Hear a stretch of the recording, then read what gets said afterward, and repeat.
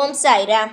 என் அன்பு செல்லமே, என்னுடைய தங்கமே, உன் மீது எவ்வளவு கந்திஷ்டி தெரியுமா? உனக்கும் தெரியும். உனக்கு அடிக்கடி உடம்பு சரியில்லாமல் போகிறது. எப்பொழுதும் எங்கு போனாலும் இடித்துக் கொள்கிறாய். எங்கு சென்றாலும் ஏதாவது ஒரு தொந்தரவு வந்து கொண்டே இருக்கிறது. நீ செய்யும் காரியத்தில் உனக்கு திருப்தியே இல்லை. இது போன்ற நிறைய விஷயங்களானது உன் வாழ்க்கையில் நடந்து கொண்டே இருக்கிறது. குடும்பத்திற்குள் பிரச்சனையானது அடிக்கடி வருகிறது. இதெல்லாம் எப்படி தடுக்க வேண்டும் என்று உனக்கு தெரியவே இல்லை. நீயும் பல வழியில் உன் கண்திஷ்டியை போக்கலாம் என்று நீயும் ஒவ்வொரு வேலையும் செய்கிறாய். ஆனாலும் ஒன்றுமே வேலைக்கு ஆகவே இல்லை. மறுபடி எல்லா பிரச்சனையும் வந்து கொண்டுதான் இருக்கிறதே தவிர உன்னுடைய வாழ்க்கையில் எந்த ஒரு நல்லதும் நடப்பதாக தெரியவில்லை. தங்கமே, ஒருவனுக்கு வாழ்க்கையில் எல்லா நல்லதும் நடக்க வேண்டும் என்று இருந்தால் அவனுக்கு முதலில் கண்திஷ்டியை எடுக்க வேண்டும். கண்திஷ்டியை எடுத்தால் மட்டும்தான் ஒவ்வொருடைய வாழ்க்கையும் திருப்திகரமாக இருக்கும். சாயி, என்ன சாயி, நீங்களும் கண்திஷ்டி என்கின்றீர்கள் என்றால் உண்மைதான். கண்திஷ்டி என்பது வாழ்க்கையில் ஒவ்வொருவருக்கும் இருக்கும். அவர்களுடைய வாழ்க்கையில் இருக்கும் நல்ல காரியத்தை பொறுத்து, அவர்களை சுற்றி இருப்பவர்களை பொறுத்தே கண்திஷ்டியானது இருக்கும். சிலரை பார்த்தாய் என்றால் எல்லா விஷயத்தையும் வெளியில் காட்டுவார்கள். இந்த நகை வாங்கினேன், அந்த நகை வாங்கினேன், இந்த ஊருக்கு போனேன், அந்த ஊருக்கு போனேன், இது போன்ற நிறைய விஷயங்களை அவர்கள் சொல்வார்கள், செய்வார்கள். எல்லா விஷயத்தையும் வெளியில் இருந்து காட்டுவார்கள். ஆனால் அவர்கள் மேலும் மேலும் வளர்ந்து கொண்டு தான் இருப்பார்கள். காரணத்தை கேட்டால் சொல்லவும் மாட்டார்கள். நீயும் நினைத்திருக்கிறாய், இவர்களெல்லாம் வெளிப்படையாக எல்லா விஷயத்தையும் பகிர்கிறார்கள், காட்டுகிறார்கள். ஆனால் நம் காட்டாமலேயே இருந்தாலும் கண் திருஷ்டி எப்படி படுகிறது என்று நீ கேட்பாய். உனக்கு உதாரணமாக ஒரு விஷயம் சொல்லவா? உனக்கு கண் திருஷ்டி இருக்கிறது என்றால் எப்படி தெரியுமா நீ கண்டுபிடிக்க வேண்டும்? உன்னுடைய கண்களானது எரியும். உன்னுடைய கண்கள் சில நேரத்தில் எரியும். அப்படி இருந்தால் கண் திருஷ்டியானது நிறைய இருக்கிறது என்று அர்த்தம். அதுபோல காலில் அடிபடும், காலில் கட்டவிரலில் அடிபடும். இது போல இருந்தால் கண் திருஷ்டியானது பயங்கரமாக இருக்கிறது என்பது அர்த்தம். இதையெல்லாம் வைத்து நீ கண்டுபிடித்து விடலாம் உனக்கு கண் திருஷ்டி இருக்கிறதா இல்லையா என்று.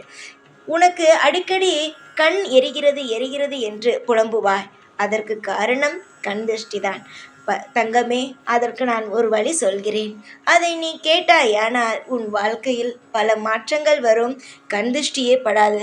நீயும் சொல்வாயே, பலர் எல்லா விஷயத்தையும் வெளியில் சொல்லுகிறார்கள், அவர்களுக்கு மட்டும் எப்படி எல்லாம் நல்லதாக நடக்கிறது என்று.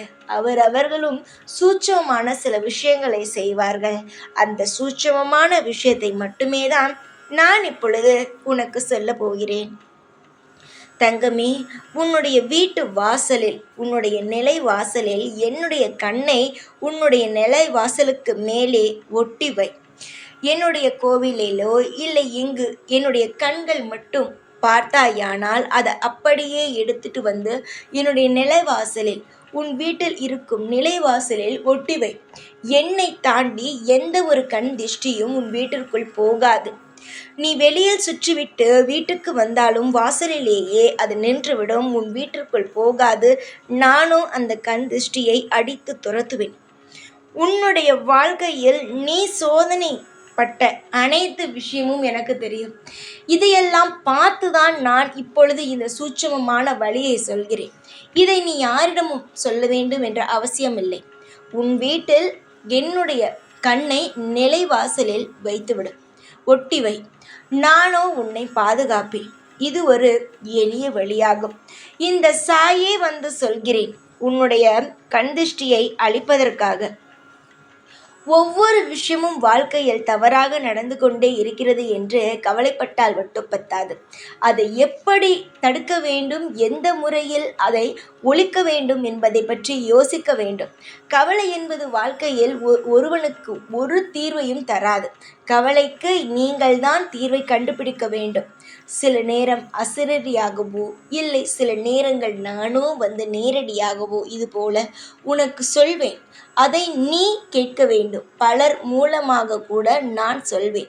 அந்த விஷயங்கள் அனைத்தையும் நீதான் புரிந்து கொண்டு தெரிந்து கொண்டு வாழ்க்கையில் செய்ய வேண்டும். உனக்கு பதிலாக வேறு யாரும் உன்னுடைய வாழ்க்கையில் எந்த ஒரு நல்லதையும் செய்ய மாட்டார்கள். நீ நினைக்கிறாய் நம் கூட பிறந்தவர்கள் தானே, நம்முடைய வாழ்க்கையில் இருப்பவர்கள் தானே என்று. எல்லோருக்கும் பொறாமை இருக்கும்.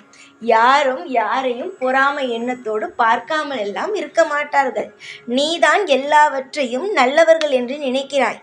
எல்லாருடைய மனதிலும் பொறாமையும் வீணாக போக வேண்டும் என்ற எண்ணமும் இருக்கத்தான் செய்யும்.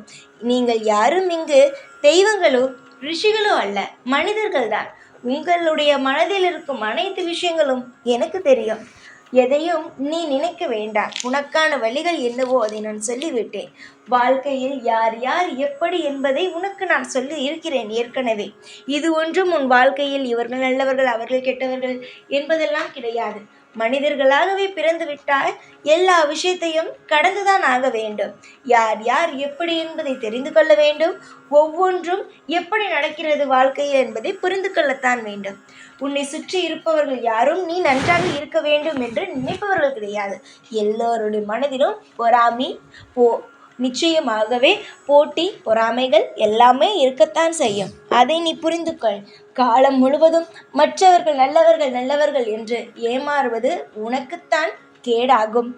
வாழ்வில் நான் உனக்கு சொன்ன இந்த சூட்சமமான வழியை சீக்கிரத்தில் நீ உன்னுடைய வாழ்க்கையில் செயலுக்கு கொண்டு வா. நான் சொன்னால் மட்டும் பத்தாது, நீ செய்ய வேண்டும். செய்தால் மட்டும்தான் உன்னுடைய வாழ்க்கையில் இன்பமானது பிறக்கும்.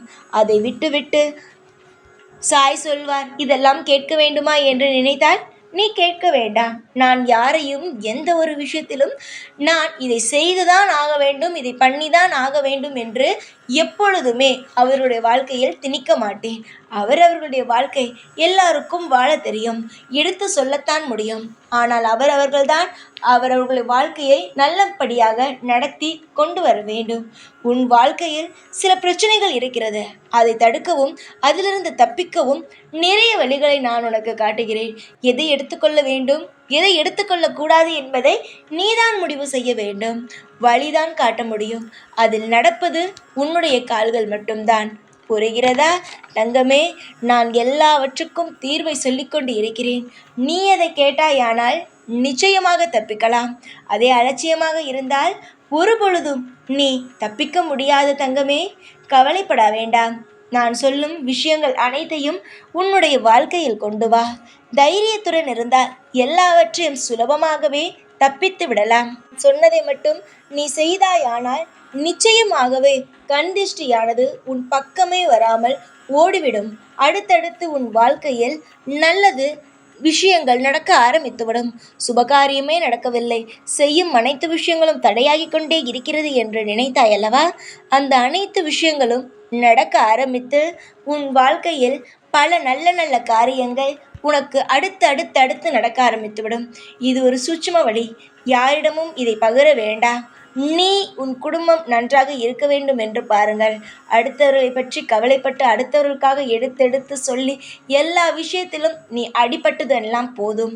நான் இதை சுயநலமாக சொல்கிறேன் என்று நினைக்காதே.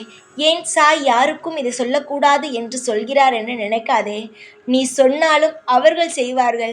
அவர்கள் மட்டும் செய்யாமல் அடுத்து சொல்லி உனக்கு எந்த ஒரு நல்ல காரியமும் நடக்காமல் போய்விடுகிறது.